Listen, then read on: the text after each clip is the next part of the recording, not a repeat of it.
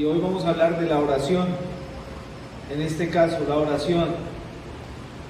Yo creo que la mayoría de los que estamos aquí, incluyendo los niños, ya hemos hablado, hemos tenido alguna enseñanza sobre la oración. Y si le preguntamos a alguien qué es orar, lo más probable es que nos vaya a decir, es hablar con Dios. Y sí es cierto. Pero la oración conlleva mucho al momento de hablar con Dios. Entonces, cuando de pronto no estudiamos sobre la oración, podemos orar mal, podemos no tener motivación al orar, porque si no sabemos cómo orar, pues tal vez me convierto en un rutinario y no le voy a dar la importancia que merece la oración, que merece que es orar. De hecho, en Lucas 11:1 dice así: aconteció que estaba Jesús orando en un lugar. Cuando terminó, uno de sus discípulos le dijo: Señor, enséñanos a orar como también Juan enseñó a sus discípulos. Encontramos que los discípulos que estaban con nuestro Señor, al verlo orar, pudieron esperar, contemplar al Señor orando, verlo constantemente, verlo en su diario vivir, porque la vida de nuestro Señor Jesucristo fue una vida de oración total, todo el tiempo mientras Él estuvo aquí. Aún dice la Escritura que nuestro Señor intercede por nosotros, allí en Romanos 8, por sus santos. Si vemos a nuestro Señor allí en Lucas 2, cuando Él está llevado al templo, iban a adorar sus padres allí, ¿qué hacían también? Orar. Iba incluido en el tiempo de adoración. Mateo 4, nuestro Señor Jesucristo está siendo tentado allí en el desierto, estaba en ayuno y obviamente en oración.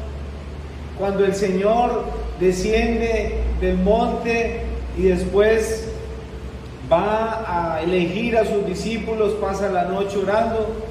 Cuando el Señor va a pasar al otro lado, envía a sus discípulos una vez que va por allí en el mar de Galilea, y el Señor se queda orando. Cuando el Señor multiplica los panes y los peces, ¿qué hace? Levanta su mirada al cielo, ora, da gracias al Padre. En Juan 17, el Señor también hace una oración llamada la oración sacerdotal, que es la oración más larga registrada en la Escritura de nuestro Señor. Allí ora. Si lo encontramos con los discípulos, Él está orando. Si lo vemos allí en el huerto de Getsemaní, Lucas 22, ¿qué está haciendo nuestro Señor Jesucristo? Orando. Si lo encontramos allí en la cruz, levanta su mirada al cielo, invoca el nombre y aún así, Dios mío, ¿por qué me has desamparado? Padre, perdónalos que no saben lo que hacen. Comunión con el Padre. En todo momento, la vida de nuestro Señor Jesucristo fue una vida de oración. Entonces los discípulos ven eso y se acercan al Señor después de contemplarlo en oración y les pide que por favor les enseñe a orar. Podemos pensar, bueno, es que los discípulos no sabían orar. La oración es una práctica de hace muchos años y se caracterizaba que las personas justas eran las que oraban. Por ende, los discípulos oraban. Ellos oraban. Ellos se congregaban en las sinagogas, oraban, leían la palabra, pero lo más lógico era que oraban. Pero ¿por qué Él les pide al Señor que les enseñe a orar? Vieron en el Señor algo increíble. Vieron en el Señor algo que no era normal en las prácticas que ellos tenían y cómo les habían enseñado a ellos. Y cuando vieron orando al Señor, definitivamente no, Señor, enséñanos a orar. Que es que lo que nos enseñaron es muy diferente a como usted ora. Dice la Escritura que cuando el Señor Jesús oró, ¿qué pasaba con los cielos? Se abrían. Y ellos no le pidieron al Señor que les enseñaran a hacer milagros, que también era válido, no era una petición pues descabellada. Pero algo muy bonito es que estos discípulos les piden al Señor: Señor, enséñanos a orar. El judío tenía esta práctica, esta costumbre. De hecho, si miramos el libro de los Hechos, la iglesia también fue bastante persistente en la oración. Y encontramos allí que el apóstol Pedro y el apóstol Juan subían al templo a orar. Y si vemos el Antiguo Testamento, vemos personajes de la Biblia que oraban, y la mayoría, si encontramos a Abraham, a Moisés, a Salomón, a David, oraban. Daniel dice que oraba 3 veces al día como lo solía. Entonces era una costumbre, una práctica. Hoy en día la iglesia no lo debe olvidar. De hecho, es algo fundamental para la iglesia, es vital, como lo dije al principio. Podemos aprender mucho de la Escritura, que es muy importante, podemos estudiar mucho, podemos congregarnos, que es demasiado importante, podemos aprender muchos temas bíblicos, escatológicos y en fin, importante, pero la vida de un creyente se debe marcar por el tiempo de oración. El hombre de Dios realmente vale por lo que ora. Ahí está el éxito de todo. Y si usted le pregunta a cualquier persona, o si más bien preguntémosle a la Biblia quiénes oraban, cómo oraban, por qué oraban, y miramos la vida de ellos, el resultado de la vida de ellos, vemos que el resultado de los grandes hombres y mujeres de Dios fue pasar tiempo en oración. Sin oración, hermanos, es difícil y va a ser en nuestras fuerzas y lo más probable en nuestra carne.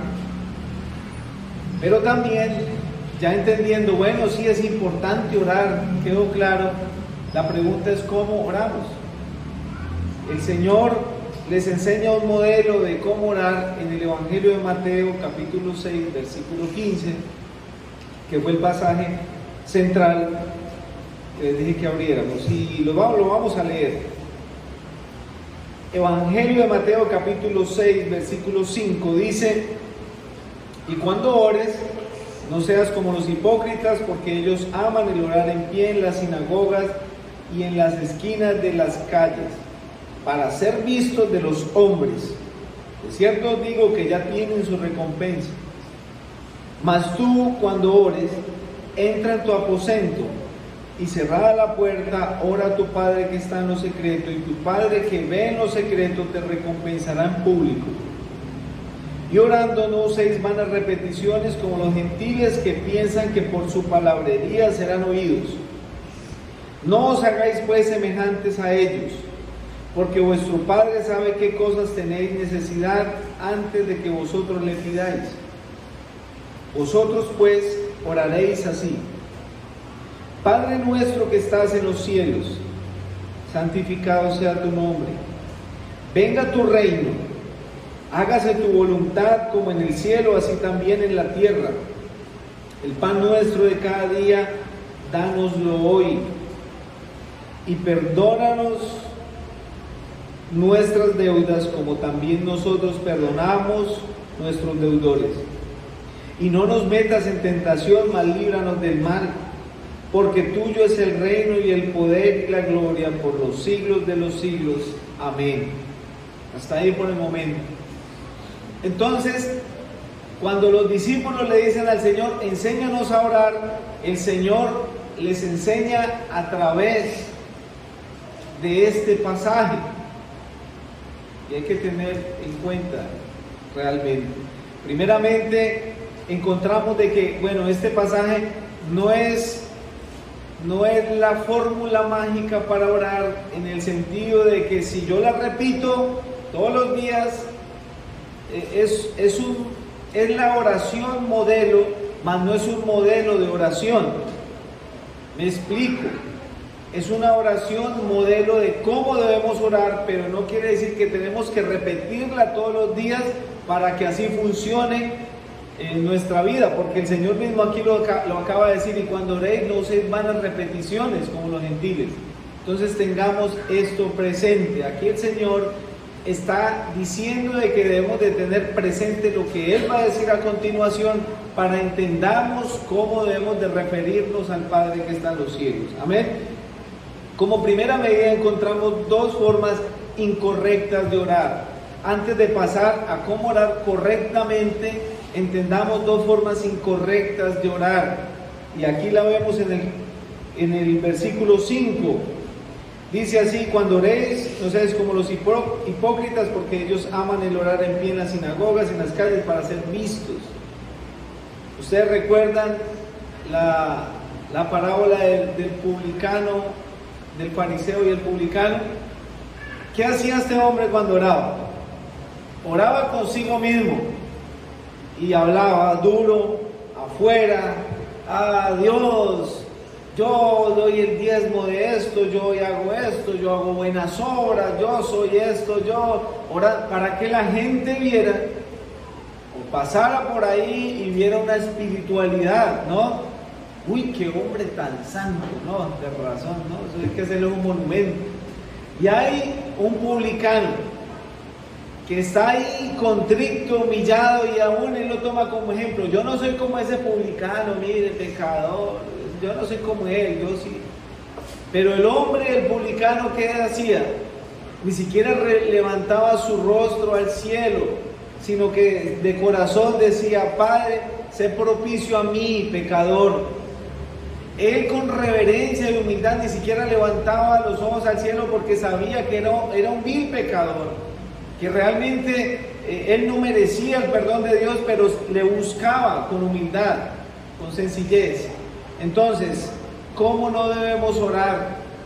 Hermanos, nunca oremos para ser vistos. Nunca oremos, tal vez como para que vean en nosotros una apariencia de piedad. No quiere decir que lo hagamos aquí públicamente, que no lo pues aquí, gracias a Dios, no lo he visto que sea, pero puede pasar en nuestra casa o con un familiar que llega de visita y vea a esa familia: uy, qué hermano tan espiritual, pero apenas se va, es más carnal que quién sabe qué. La idea aquí del punto es que no fijamos una falsa espiritualidad, que no lo hagamos así por hacerlo, por una monotonía, por una rutina. Lo importante aquí es la disposición de nuestro corazón, la sinceridad de nuestro corazón. Es lo más importante en la oración. De nada nos sirve ser tan elocuentes delante de Dios. De nada nos sirve tener de pronto tantas palabras raras o bonitas o adornadas, si nuestro corazón no está siendo sincero delante de Dios. Si estamos escondiendo como realmente lo que somos y tratando de engañar a Dios, esto no sirve de nada. Importante es nuestra sinceridad. Los sacrificios de Dios son el espíritu quebrantado. Al corazón contrito y humillado no despreciarás tú, oh Dios, dice el Salmo 19:34. Y yo creo que ese es el ingrediente que iniciando no debemos de olvidar. No podemos llegar delante de Dios, hermano, allá en su cuarto, en su casa, donde esté, solo, acompañado, no importa, hermano y hermana, donde esté, sin sinceridad. Debemos de ser honestos delante de Dios. Dios pesa nuestros corazones. Él escudriña, Él sabe lo más profundo de nuestro corazón. Antes de que le pidamos, Él ya sabe. Pero es importante que lleguemos como un hijo ante un Padre amoroso, siendo honestos, siendo sinceros. Padre, aquí estoy. Y empezar a hablar con una sinceridad plena. No crean, hermanos, no creamos nunca de que por llenar un protocolo de un tiempo de oración, Dios nos tiene que escuchar porque he orado. La sinceridad es importante cuando vamos a dirigirnos ante Dios. La segunda manera incorrecta de cómo no orar está en el versículo 7 y 8. y orando no uséis vanas repeticiones como los gentiles que piensan que por su palabrería serán oídos. No hagáis semejantes a ellos. No lo hagamos. No usemos vanas repeticiones. Sabemos de hecho que ni siquiera la palabra rezar está en la Biblia, sino orar. Que rezar es como repetir y repetir y repetir y repetir lo mismo. Es como si yo leo algo y lo estoy repitiendo constantemente. Entonces nosotros podemos decirlo, bueno, yo eso lo tengo claro, yo sé que hablar es como hablar con Dios de una forma sincera, transparente. Pero puede pasar, hermanos, que caigamos en la monotonía y que cuando oramos estamos repitiendo constantemente las mismas oraciones que hacemos casi todos los días. Y a veces uno lo puede ver cuando los hijos oran, cuando los niños oran. No siempre, pero a veces pasa. Y le decimos al hijo, ore por los alimentos, y él ora. Y al otro día le decimos, y él repite casi lo mismo. Y al otro día repite lo mismo. Entonces le decimos, no, sea sincero con Dios. Y no crean, hermanos, que solo le pasa a los niños. Muchas veces nos pasa a nosotros los adultos también. Caemos en la misma monotonía. O se levanta el hermano a orar y tal vez ya la iglesia sabe cómo va a decir, qué va a orar el hermano, qué va a decir, porque repiten lo mismo. No hay algo fresco delante de Dios. Pero dice aquí también algo, que como los gentiles, que por su palabrería serán oídos. Y hay dos pasajes que tengo en mente. Uno de ellos está en el libro de los Reyes y lo voy a recordar. Cuando Elías y los profetas de Baal, ¿se acuerdan? Tuvieron un encuentro allí, tuvieron un enfrentamiento. Eso fue un duelo, y un duelo a muerte. ¿Y qué pasó con los profetas? ¿Cuál era la meta? Había un altar, un sacrificio, y tenía que caer fuego del cielo. Por un lado estaba el rey con sus 400 profetas falsos, paganos. Por otro lado estaba Elías, solo, humanamente hablando, pero con el Dios Todopoderoso. O sea que esa era pelea de tigre con burro amarrado. Empiezan los 400 profetas a gritar y a gritar y a invocar sus dioses y a invocar sus dioses, y fueron pasando horas y el desespero, ellos ya se sajaban sus cuerpos y chorreaban sangre, invocando para que sus dioses vinieran y descendieran fuego del cielo, lo cual nunca pasó. Pero cuando Elías invocó el nombre de Dios, cayó fuego del cielo, consumió el sacrificio, consumió el altar, consumió hasta las piedras. Y ese es el mismo punto ahí. Ellos repetían y repetían y repetían y repetían lo mismo. Y pensaban que iban a ser oídos.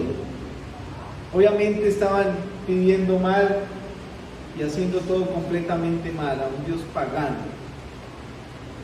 Pero nosotros, hermanos, no debemos olvidar estos ejemplos. Hechos 19:34 dice algo también referente ya en el Nuevo Testamento. Hechos 19:34 dice: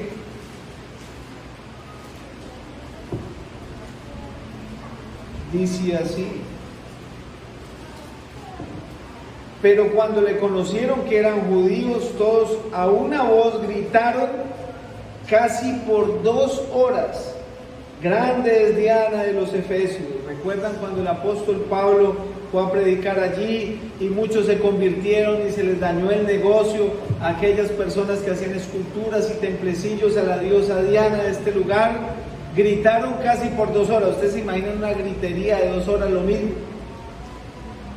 Repitiendo y repitiendo y repitiendo y repitiendo y repitiendo lo mismo para ser oídos.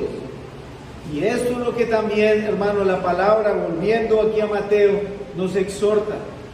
No debemos caer en vanas repeticiones. Sí, es obvio que hay personas que se conforman o compran una estampa o pegan una oración al santo no sé qué y la repiten todos los días para que sean escuchados. Tristemente, son palabras vanas. Pero también el creyente no puede caer, por otro lado, en repetir las mismas oraciones, en no haber algo nuevo. ¿Y sabe por qué a veces se cae en esto, hermanos? Porque no hay disposición de nuestro corazón, no hay gratitud. Cuando disponemos nuestro corazón ante el Señor, Él va a dar palabra nueva, palabra fresca. Dos formas incorrectas de orar: no orar para ser vistos y no orar con repeticiones vanas. Amén. Ahora vamos a ver la forma correcta de orar, que lo dice el mismo pasaje. Nuevamente, ahí en Mateo 6:5 nos ubicamos, y después de este versículo, el versículo 9 dice lo siguiente: vosotros pues oraréis así: Padre nuestro que estás en los cielos, Padre nuestro que estás en los cielos, santificado sea tu nombre. Primeramente, la oración debe ir dirigida al Padre. Padre nuestro. Evangelio de Juan, sin perder ese capítulo 17, dice la Escritura así: estas cosas habló Jesús y levantando los ojos al cielo dijo: Padre, la hora ha llegado. Nuevamente, aquí en esta oración, si ustedes la leen, el Señor está haciendo ¿qué? Está orando. Y lo primero que hace es dirigirse ¿hacia quién? Hacia el Padre. Entonces, hermanos y hermanas, como principio, no olvidemos, muchas veces anteriormente se sufría mucho por esto. Un hermano se levantaba a orar y era Padre, Señor, Dios mío, Padre, Espíritu Santo, Padre, y al último no le podía decir amén porque no se sabía qué estaba diciendo o a quién se estaba refiriendo. Gracias a Dios, la Biblia misma nos enseña que cuando oremos debemos de dirigirnos al Padre en el nombre de nuestro Señor Jesucristo. Y qué bueno que esto no solo lo aprendamos nosotros, se los enseñemos a nuestros hijos, para que ellos empiecen a crecer con bases bíblicas y no crean, hermanos, que porque es algo sencillo no es algo importante. Si la Biblia lo dice es porque es importante. La oración debe dirigir al Padre, pero sigue diciendo: Padre nuestro que estás en los cielos. Esto nos habla de la santidad, de la majestad y la realeza de nuestro Dios, de la diferencia que hay entre Él y nosotros, de que nosotros estamos aquí en la tierra, somos pecadores, pero Él está en los cielos, Él es santo, el cielo es el trono y la tierra es estrado de sus pies. Hay mucha diferencia, hermanos, separemos esto. Nosotros tenemos la gran ventaja de llamarlo Padre. En el Antiguo Testamento, ¿cómo llamaba el judío a Dios? Dios de Abraham, Dios de Isaac, Dios de Jacob, Yahvé, Jehová Nisi, Jehová Sabaoth, Jehová Rafa, Jehová, ¿sí? Pero nunca se le pudo acercar de la forma tan como nosotros, por medio de nuestro Señor Jesucristo, que nos le podemos acercar llamándole Padre. Es algo hermoso, hermanos, pero también no debemos olvidar la reverencia que Él se merece, porque Él está ¿en dónde? En los cielos. Santificado sea su nombre. Eso nos habla de la santidad de nuestro Padre. Por eso, hermanos, no olvidemos la reverencia a Dios. Cuando nos reunimos, no importa el lugar, cuando nos reunimos para adorar a nuestro Dios, debemos enseñarle a nuestros hijos desde ya que es que a quien nos dirigimos es a Dios. Es nuestro Padre, pero es el Dios soberano, al cual merece toda reverencia. Él es santo, Él merece toda nuestra rendición delante de Él, lo merece Él. Él que está en los cielos. que merece toda la santidad, que respira santidad.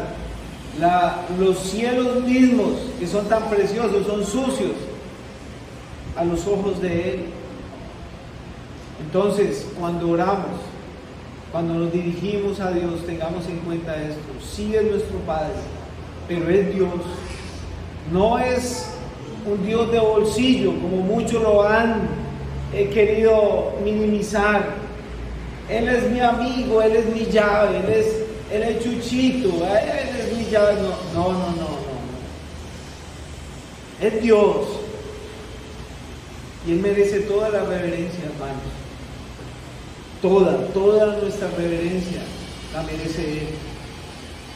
Cuando nosotros inclinamos nuestro rostro hacia Él, estamos demostrando que Él merece toda reverencia. Hace poco falleció una dama aquí en la tierra muy conocida, una reina terrenal. Y se le han hecho cientos de homenajes. De hecho, su cuerpo va a durar más días de lo normal aquí en la tierra para hacerle más homenajes. Muchas personas se van a acercar a ella o tratar de acercar a ella, pero no van a poder. Solo su familia más cercana, sus conocidos, para decirle lo que llaman aquí el último adiós. ¿Ustedes se imaginan qué protocolos tienen que rendir esas personas para acercarse a un féretro? ¿Cuántos círculos de seguridad tienen que pasar? ¿Cómo tienen que ir vestidos? ¿Qué tienen que hacer para acercarse a una persona de estas? Muchísimas cosas. Y si lo hacen a personas de aquí de esta tierra, que son pecadores, que realmente la gloria de ellos va a pasar como la flor del campo, ¿cómo no nos debemos de acercar nosotros a Dios con tal suma reverencia?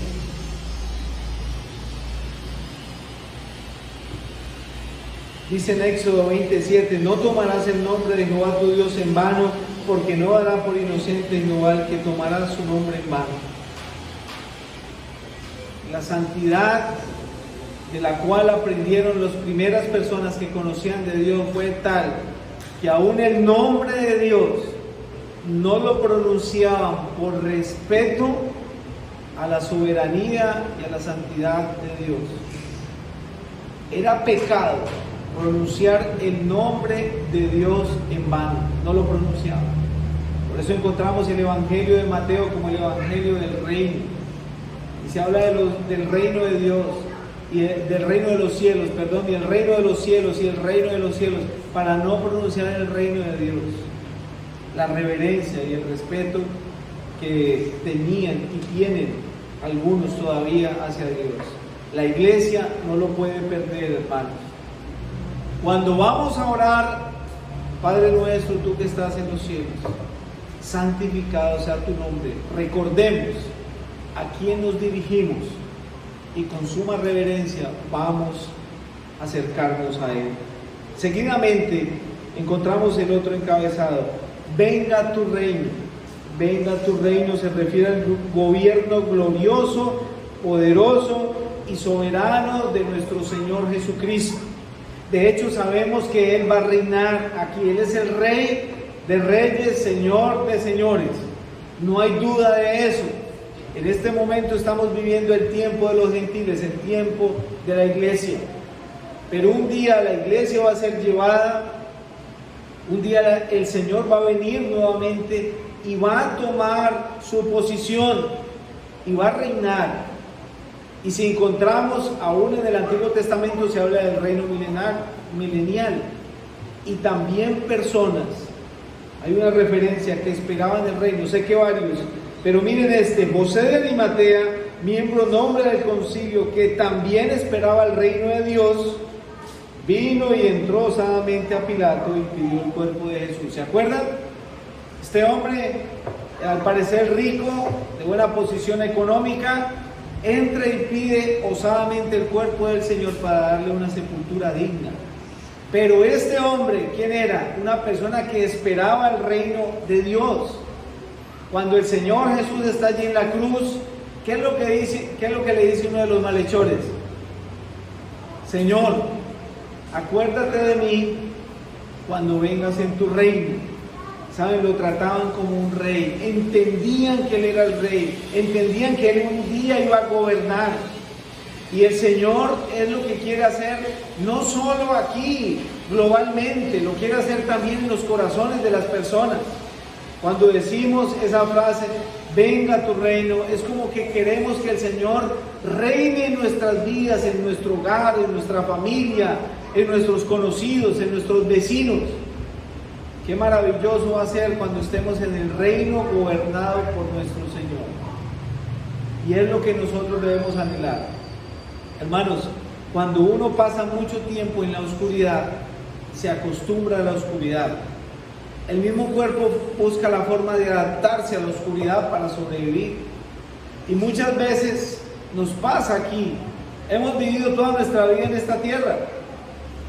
Y esa tierra es una tierra llena de maldad, de oscuridad. Y nos acostumbramos a vivir tanto aquí que no pensamos en el reino de Dios, que no pensamos en la gloria de nuestro Señor, que realmente ni pensamos en la venida del Señor, porque donde el Señor venga, se me daña el plan que tengo la otra semana. Señor, si va a venir, venga dentro de 15 días, venga dentro de un mes. Porque nos acostumbramos a esto, a esta oscuridad. Pero qué bueno que en nosotros esté el deseo de todos los días pensar, Señor, venga tu reino. Ven aquí, queremos irnos ya. Queremos estar por siempre allí en el cielo, donde no hay más dolor, tristeza, angustia, enfermedad. Bueno, ustedes se pueden imaginar eso, no va a haber enfermedad. No va a haber muerte. No va a haber escasez, no va a haber dolor. Los que vivimos con dolor todos los días, allá vamos a descansar, hermano. Y queremos que ese reino no se extienda solo a nosotros, sino a toda nuestra familia, vecinos, amigos, conocidos, a la ciudad donde vivimos. Venga tu reino. Hágase tu voluntad como en el cielo, así también donde, en la tierra. ¿Cómo es la voluntad de Dios en el cielo? Bueno, sabemos que la voluntad de Dios es buena, agradable y perfecta. Sí, pero cuando decimos, Señor, hágase tu voluntad como en el cielo, así también en la tierra. En el cielo es la voluntad de Dios. Todos los ángeles, todos le adoran a Dios. Todos se someten a la voluntad de Dios. Y cuando Dios gobierna, todo es una maravilla. Todo es paz, amor, tranquilidad. Hágase tu voluntad como en el cielo, así también en la tierra. Pero también encontramos por otro lado, hermanos, que es una oración difícil para el creyente hoy día, que se haga tu voluntad en mi vida. El Señor Jesús, sé que ustedes conocen este pasaje, allí en el huerto de Getsemaní, Lucas 22, el Señor está orando y dice que su sudor era como grandes gotas de sangre. Y estando en agonía, oraba más intensamente. Y Él dice, Señor, si es posible, pasa de mí esta copa, pero que no se haga mi voluntad sino la tuya. Tremendo, hermano. Él no estaba en un momento fácil de la vida. De hecho, el Señor Jesús lo repitió en varias ocasiones. Yo he venido a hacer la voluntad de mi Padre. Yo he venido a hacer la voluntad del que me envió. Desde que Él nació, hizo la voluntad del Padre.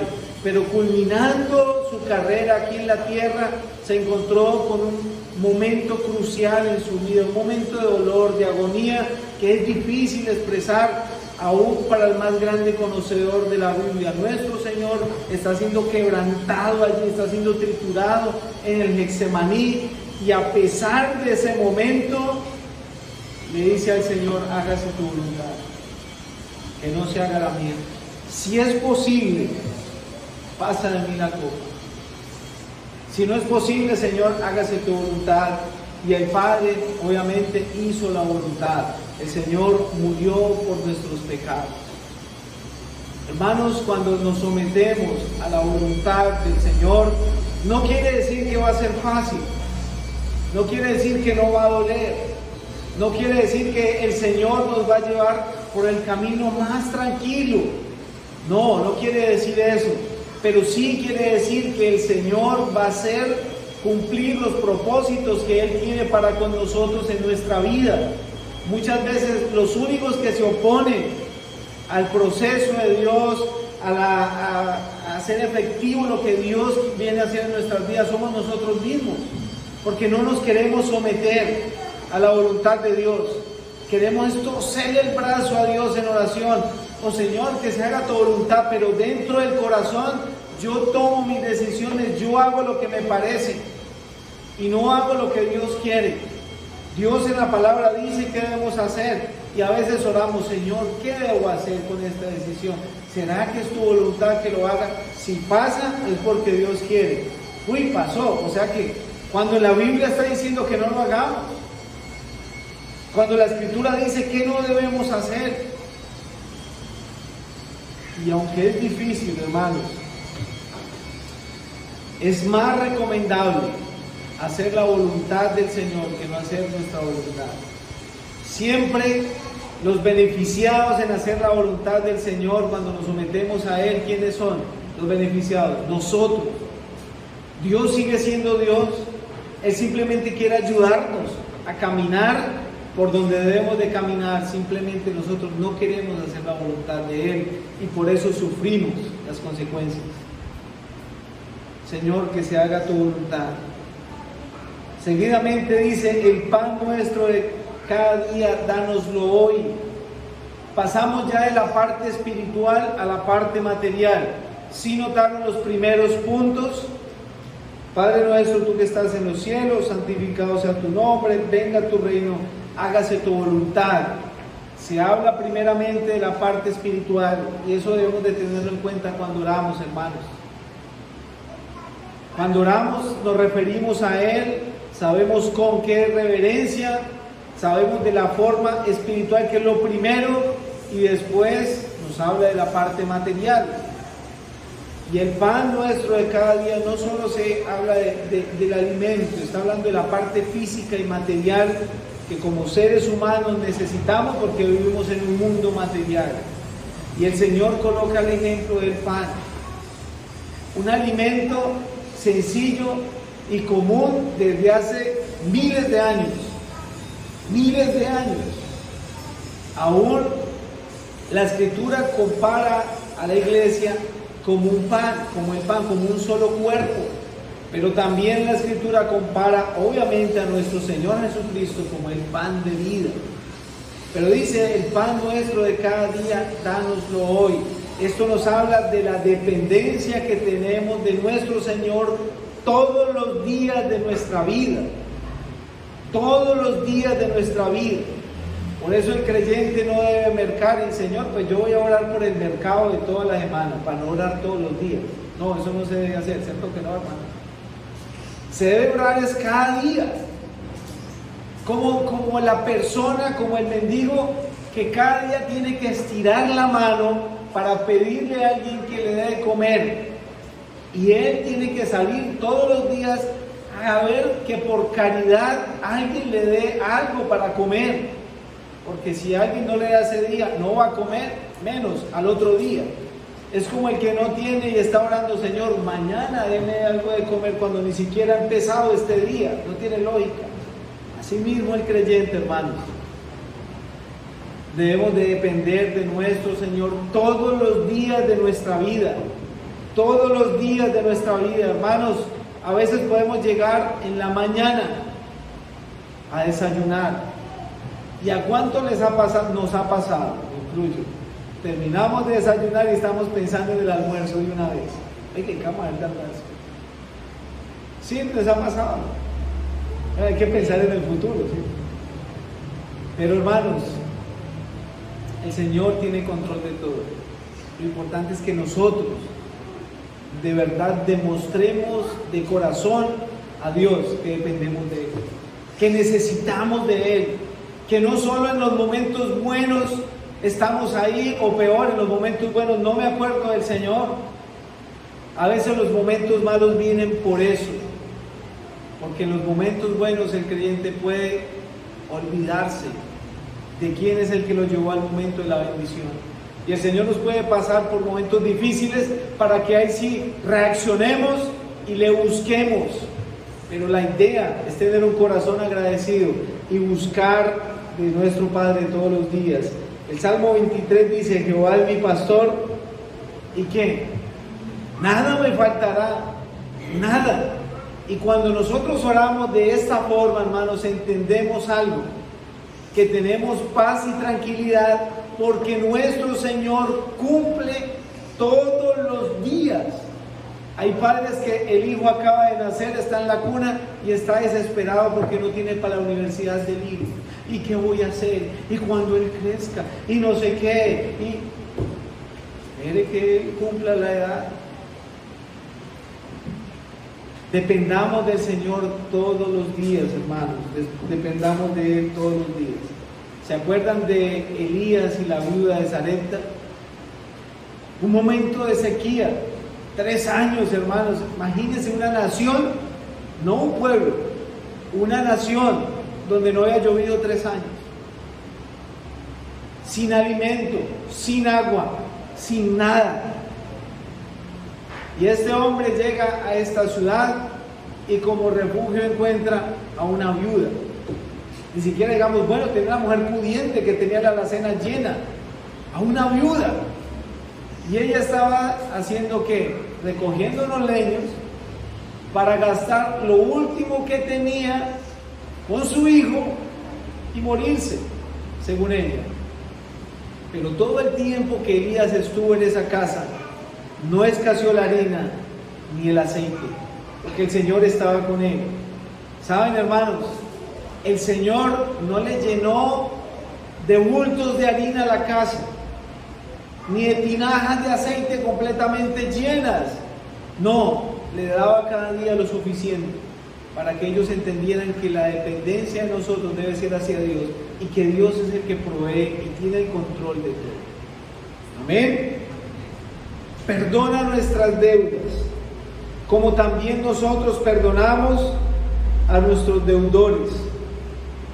Así como el pan físico, hermanos, nos da ayuda para este cuerpo físico, el perdón también es una ayuda para nuestra salud espiritual. Deuda se refiere también al pecado, porque somos deudores ante Dios.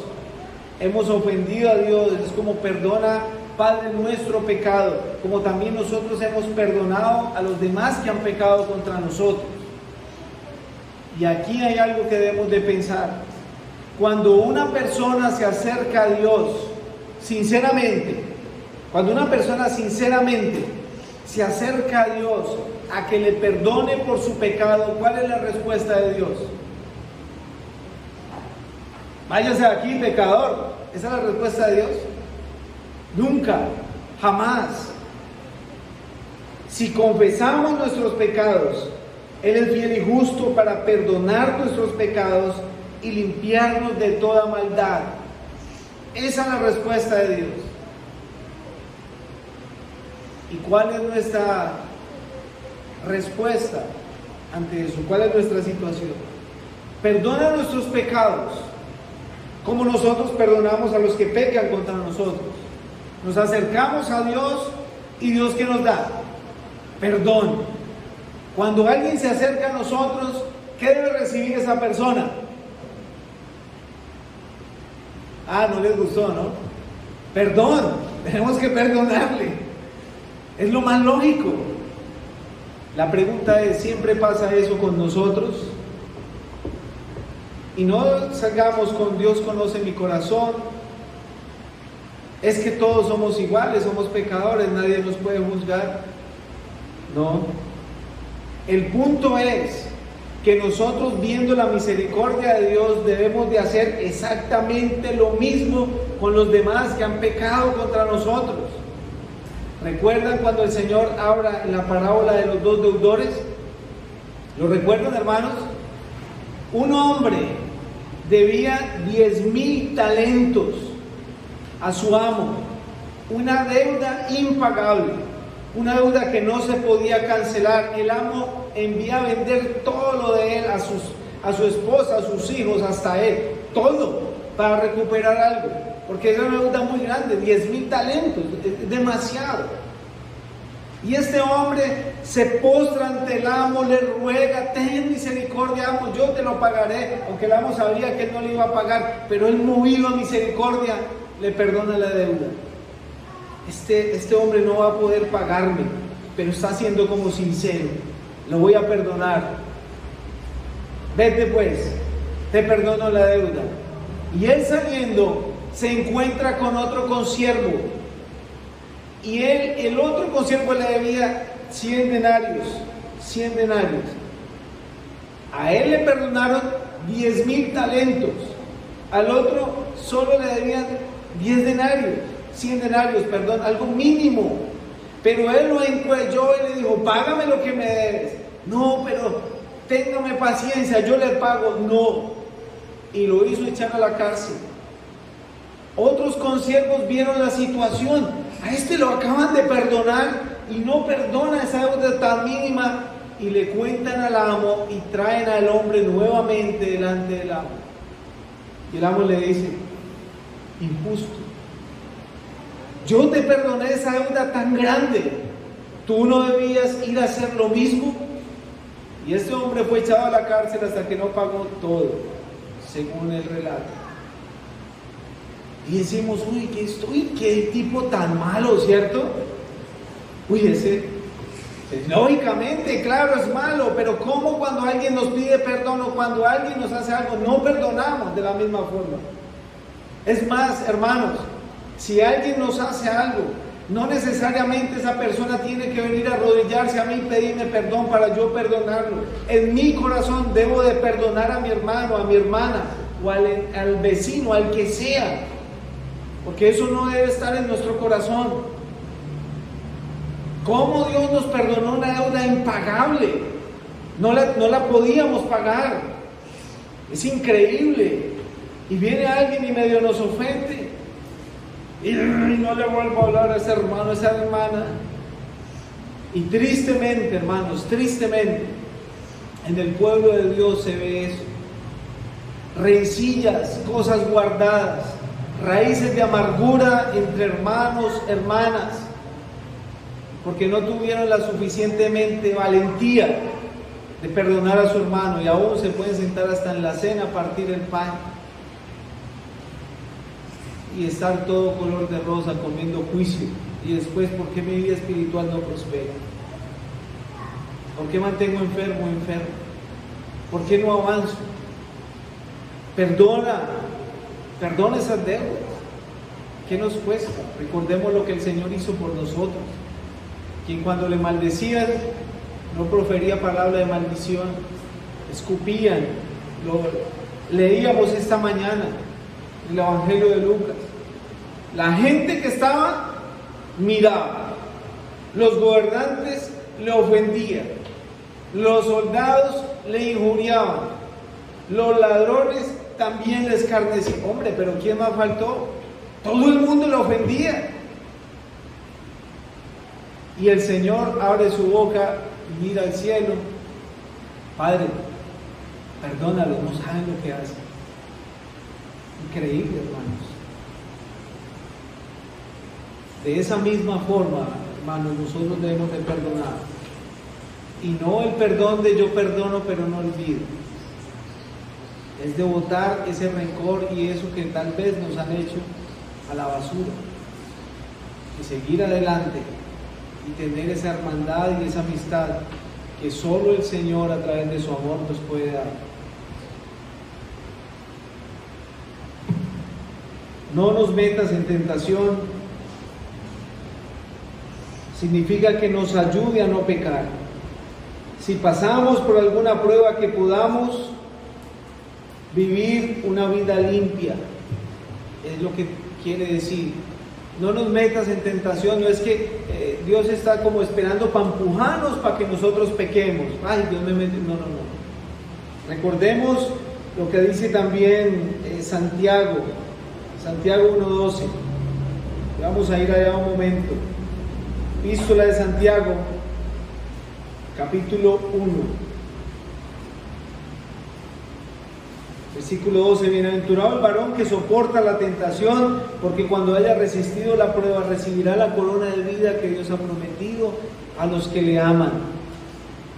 Dios no puede ser tentado ni Él tienta a nadie, recordemos esto. Cuando es de parte del enemigo es tentación, cuando es de parte de Dios es prueba. Y cuando Dios nos prueba es porque está tratando de moldear algo en nuestra vida. Entonces, si pasamos por una prueba, la idea es aceptarla y buscar cuál es la voluntad de Dios, que es buena, agradable y perfecta, y permitir que Él moldee nuestras vidas. Cuando salimos de la prueba, vemos que Dios ha obrado y ha pulido nuestro carácter, y eso se hace es a través de la prueba.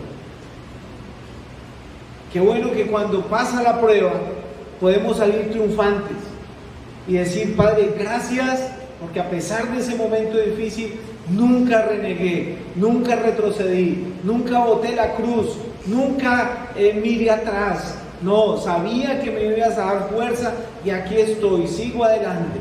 Esa es la actitud cuando decimos: Padre, que no nos metas en tentación, no permitas que la prueba sea un motivo para yo pecar. Cuando nos hallemos en un momento difícil, hermanos, recuerden eso. El Señor no nos da una situación, me gusta como lo dice 1 Corintios 10:13. Miren cómo lo dice. Primera carta a los Corintios, capítulo 10, versículo 13. No nos ha sobrevenido ninguna tentación que no sea humana, pero fiel es Dios, que no nos dejará ser tentados más de lo que podáis resistir, sino que dará también juntamente con la tentación la salida para que podáis soportar. Miren lo hermoso que es el Señor. Cuando algo está puliendo nuestro carácter, el Señor no nos va a llevar más allá de lo que podamos aguantar. Siempre Él nos va a dar la fuerza para que sigamos adelante y podamos soportar. Y uno de los casos, de los ejemplos claves, fue José. ¿Recuerdan, hermanos? José, tentado por esta mujer hermosa, prefirió huir, pero no fue vencido por la tentación. Entonces no lo olvidemos. Mas líbranos del mal, líbranos del mal. Ya concluyendo con la oración, nuevamente allí en Mateo 6, líbranos del mal, también está hablando de enfermedades, tragedias, ataques hasta el mismo enemigo. Hermanos, vivimos en un mundo físico y estamos sometidos a leyes físicas, a situaciones difíciles, a enfermarnos. De hecho, el apóstol Pablo dice: ¿quién enferma y yo no enfermo? Estamos hablando del apóstol. Cuando recordamos a Timoteo, Pablo le escribe que ya no bebas agua, sino toma un poco de vino por causa de tu estómago. Epafras, una persona que estuvo próximo a la muerte, casi muere este hombre. ¿Por qué? Por causa del Evangelio. Encontramos también al apóstol Juan allí exiliado en la isla de Patmos, sufriendo un exilio. Dicen eruditos y registros extrabíblicos que este hombre fue quemado con brea hirviendo. Milagrosamente sobrevivió y ahí fue donde lo exiliaron, allá esa isla de Patmos. Y no era una isla paradisíaca, hermanos, una isla volcánica terrible. Entonces nosotros debemos de orar que el Señor nos guarde del mal, que el Señor nos libre del mal. Dice 2 Timoteo 4:18: y el Señor me librará de toda obra mala y me preservará para su reino celestial. A Él sea gloria por los siglos de los siglos. Amén. Hermanos, la confianza que tenía este hombre, él sabía: el Señor me guardará, el Señor me reservará, el Señor preservará mi vida para cuando termine ya la hora pueda estar allá en su reino.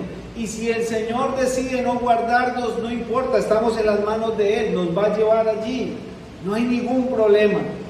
Pero también, hermanos, no debemos ignorar las maquinaciones del enemigo.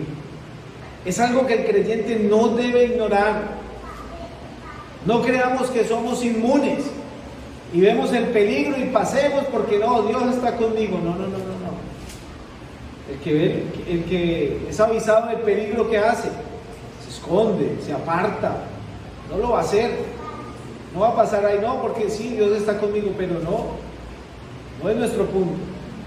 Debemos de orar, hermanos, por la iglesia, por los hogares, por nuestros hijos, por nuestra ciudad, por nuestro país, para que el evangelio corra, hermanos, porque el enemigo no descansa mientras el creyente ronca.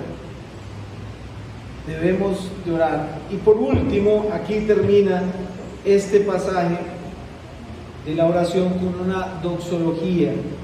Porque tuyo es el reino y el poder y la gloria por los siglos de los siglos. Amén. Una doxología es una alabanza, una adoración, una exaltación a Dios. Si ven cómo termina, a veces leemos hasta ahí, pero no, va con el paquete incluido. Termina en una alabanza a Dios. La oración empezó de una forma espiritual y termina de igual forma, de una forma espiritual. Tengamos en cuenta esto al momento de orar, hermanos.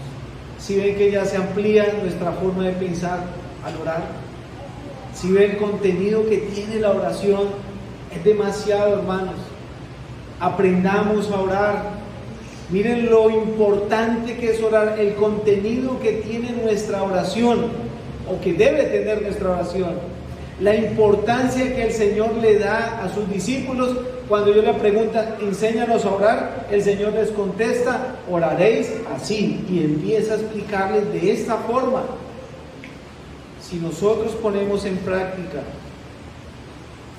más tiempo en oración y mejoramos nuestra forma de orar, vamos a ser más efectivos en esta área de nuestras vidas.